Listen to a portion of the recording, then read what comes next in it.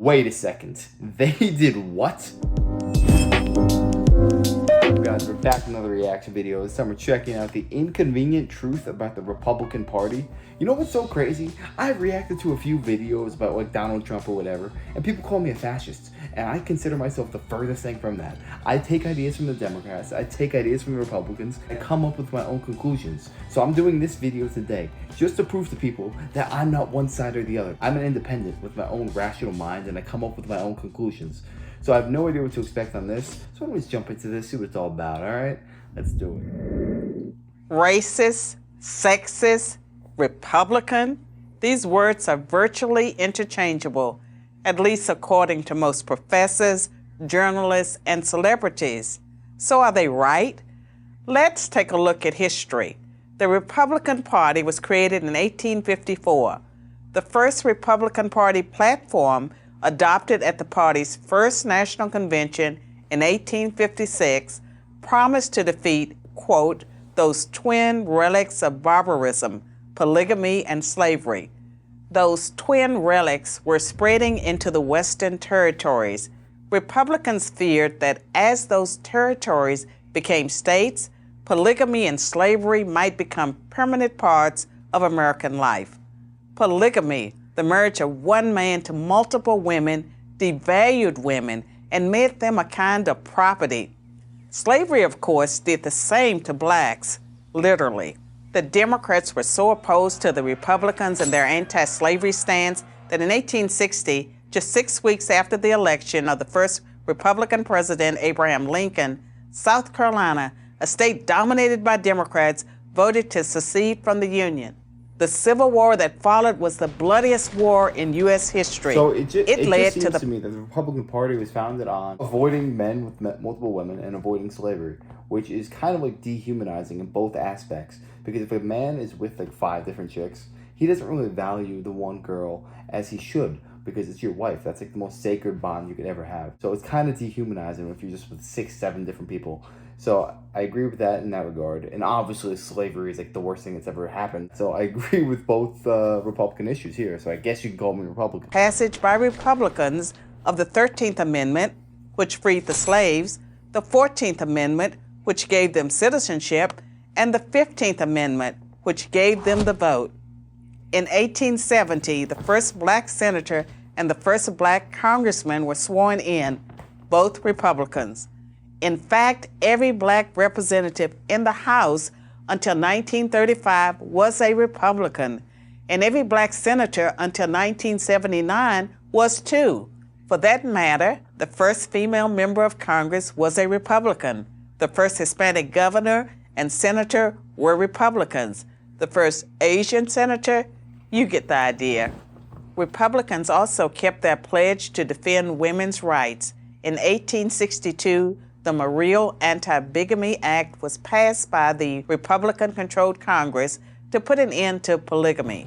In 1920, it's actually wild, because if you were to hear anything like the Democrats would say, like Hillary Clinton, when she was going to get elected, they were talking about the glass ceiling that like Republicans and all these people were holding people back, whereas everything I'm listening to right here is a complete polar opposite of that, where the Republicans are breaking the glass ceiling. Now, correct me if I'm wrong, but it just seems like the Republicans are the one that are actually making changes for those who don't have a voice. 52 years of Democratic Party opposition, the 19th Amendment was ratified thanks to the Republican Congress, which pressured Democratic President Woodrow Wilson to drop his opposition to women's rights.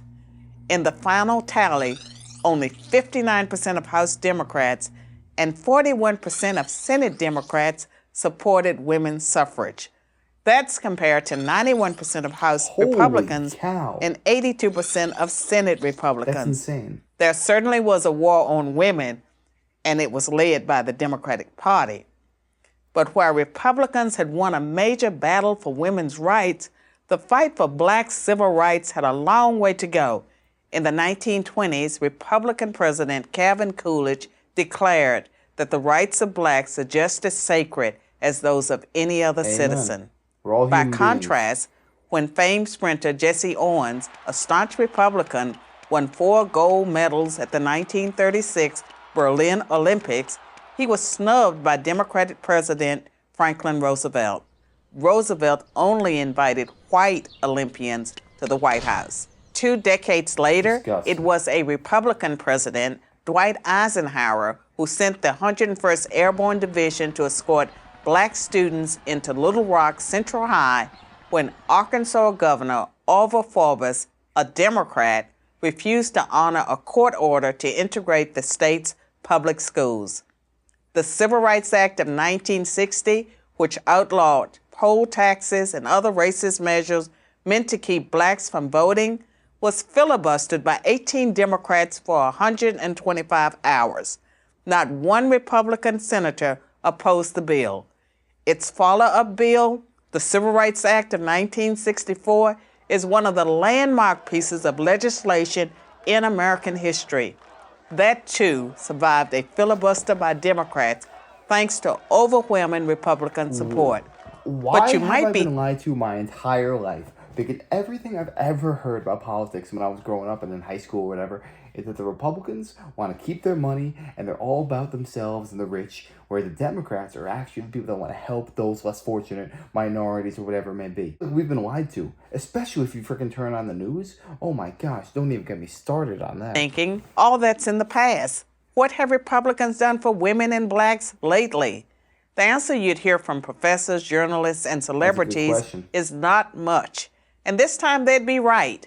They'd be right because the Republican Party treats blacks and women as it treats everyone, as equals. The Democratic Party never has, and it still doesn't. Today's Democrats treat blacks and women as victims who aren't capable of succeeding on their own. The truth is, this is just a new kind of contempt. So there is a party with a long history of racism and sexism, but it ain't the Republicans. I'm Carol Swain. Wow, that was Prager. freaking fascinating. So much wisdom that I've never heard before in my life. And you know the thing that's absolutely infuriating to me is that all of that was straight up facts and logic, and you cannot dispute that. But if that was like an old white man that said that, you would have people in the comments saying, "Oh, this is a propaganda. It's fake. All nonsense." Facts are facts. It doesn't matter who the flip says it. If you listen to anything the Democratic Party says nowadays, it's basically, oh, we need to give these people an upper hand because they can't do it by themselves. That is so freaking inherently racist. Why can't they do it? We've had a black president of the United States, Barack Obama. Like, what is stopping anyone from achieving their dreams? It's only themselves. And if you were just constantly told and berated and said, oh, you can't do this because you are being oppressed by this person here, just like, you don't know what I can and cannot achieve. I could do this by myself. I don't need your help. Affirmative action, for example. If you want to get into Harvard, you could score like 500 points less on the SAT than a Chinese person, and you would get in and they would not. That is just so freaking racist. We should be a colorblind society where we don't judge people by their skin, but the content of their character, like Martin Luther King Jr. said. I guess it's just common sense, and it's lost in today's generation, and it's absolutely infuriating to me. I can't stand it. But yeah, I definitely did enjoy this video. It was definitely an eye-opener for me, and I definitely got to check out more videos just like this because this was mind-blowing. Absolutely mind-blowing. If you enjoyed, make sure to smash a like, comment, subscribe. Let me know what else. Let me know what other videos like this I should check out. I would be happy to do it. And take it easy, everybody. Till next time.